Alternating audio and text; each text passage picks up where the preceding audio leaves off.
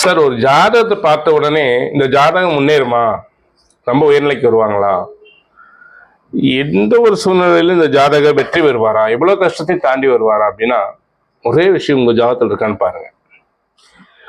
லக்ன கேந்திரங்களில், அதாவது 1, 4, 7, 10 சூரியனோ சந்திரனோ, லக்ன கேந்திரங்களில் சூரியனோ சந்திரனோ அல்லது லக்னாதிபதியோ,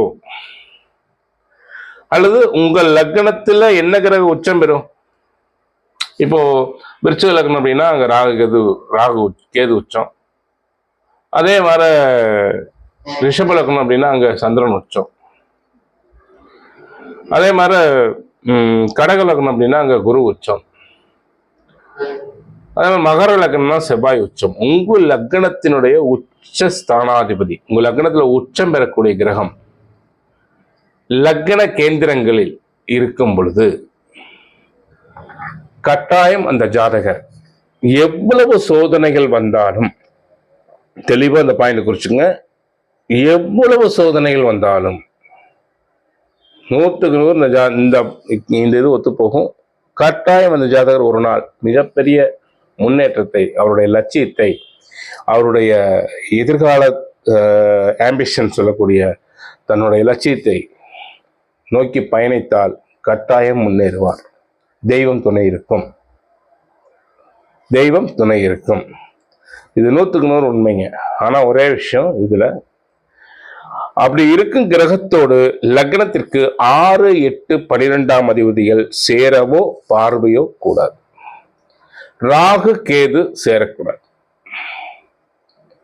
ராகு கேது சேரக்கூடாது. இப்படி இருந்தது அப்படின்னா கட்டாயம் அந்த ஜாதகர் ஒரு நாள் உச்சத்தை தொடுவார். இவர் என்ன வழிபாடு செய்யணும் அப்படின்னு கேட்டீங்கன்னா,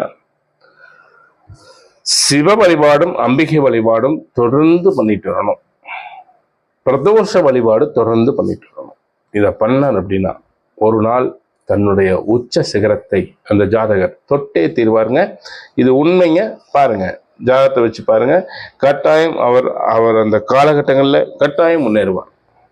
அப்போ ஒரு ஜாதகம், நல்ல ஜாதகம் சொல்லணும்னா லக்ன கேந்திரங்களில் 1, 4, 7, 10 சூரிய சந்திரனோ லக்னாதிபதியோ உங்கள் ஜாதகத்தினுடைய உச்சஸ்தானாதிபதியோ, உங்கள் லக்னத்தினுடைய உச்சஸ்தானாதிபதியோ இருப்பது உத்தமம். கட்டாயம் முன்னேறலாங்க.